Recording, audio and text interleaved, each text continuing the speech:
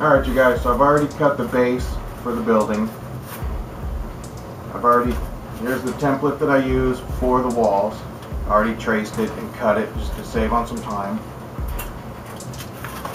And just pop the windows out.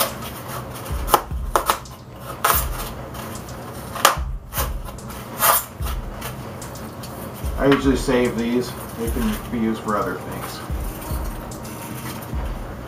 What I like to do is on the foam you have a perfect flat side, then you have the other side that's been cut for whatever reasons. And for a small building, I'll just use one wall, cut it basically like that.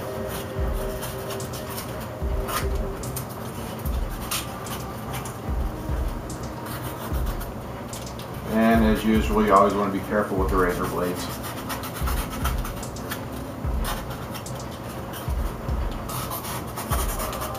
Doesn't have to be perfect, obviously it's a ruined building.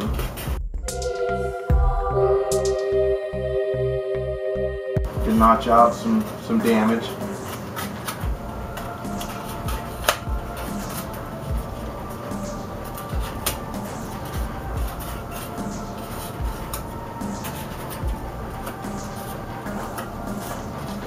That's good for this little tutorial. We don't need to get too elaborate.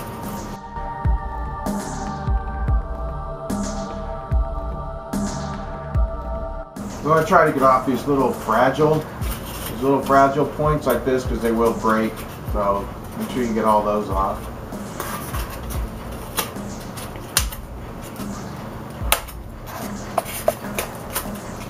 And when you're doing the base for the buildings, you can either use, a lot of people like hardwood. I kind of prefer the foam, but some people will request the hardwood.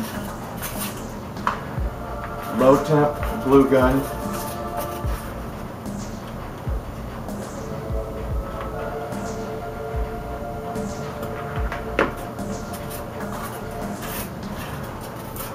What I like to do when I put them together is set them down, and you got a few seconds to work with it. That way you know it's flat.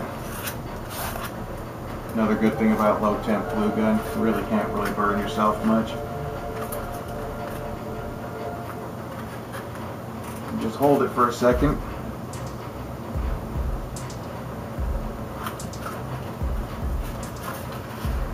And for the wall, for the floor, you can either use hardwood or whatever. For this tutorial, we're going to use foam. Basically, just cut out a piece, put it in there. Basically, you want it at the top of the bottom floor windows, and then notch out where the wall is going to end. And same thing with the sides.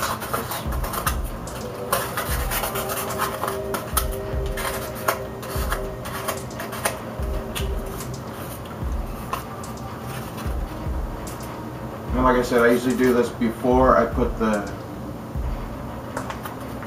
building actually on the base. That way the walls have a little bit of give, just in case you're not completely square.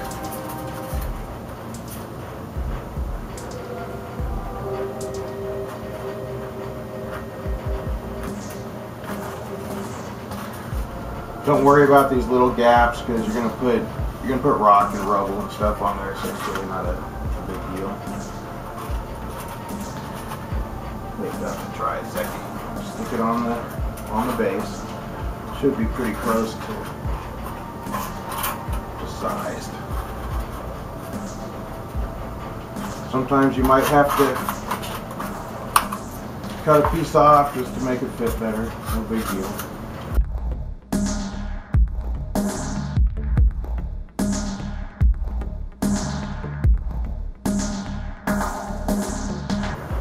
As I said, once you get the glue on there, you got a couple seconds to put it where you want it.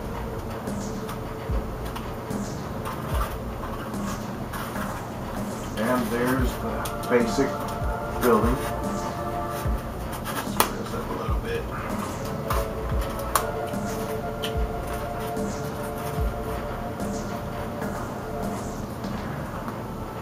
And as far as putting the rocks and stuff on there, you want to be a little liberal with the glue.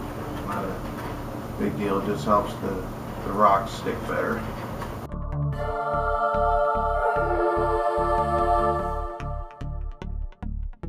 You don't want to use too much rock and too much rubble stuff, because the building, you do want it to be playable. If it's not playable, then I mean, it's really just looks nice on the table. Other than that, it really has no function. So I try to make it to where at least 95% of the piece is usable. Two sides of backwards. We're going to throw the big rock on first, rubble. Take some of the scrap foam if you want.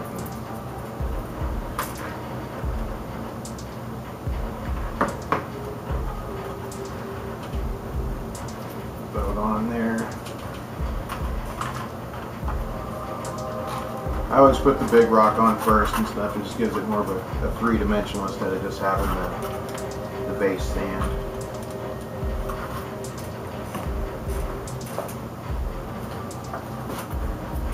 Good. Container.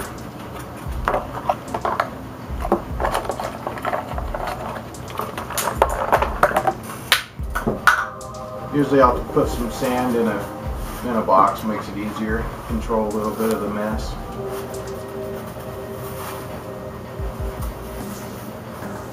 You ain't gonna control all of it, that's for sure. Terrain is a messy business. Just ask my wife.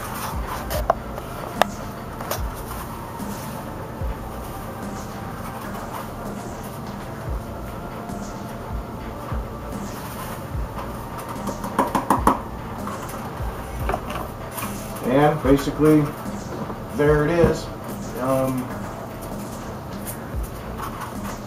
Throw a couple more pieces on there.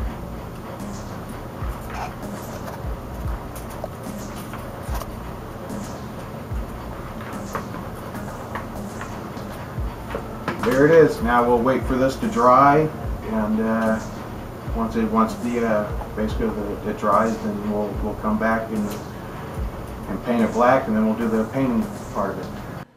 Hey guys, I'm up next for FaceTube Wargaming Terrain Week. We were talking about infinity terrain and kind of how to notice whether or not a board is going to make sure that your game is balanced.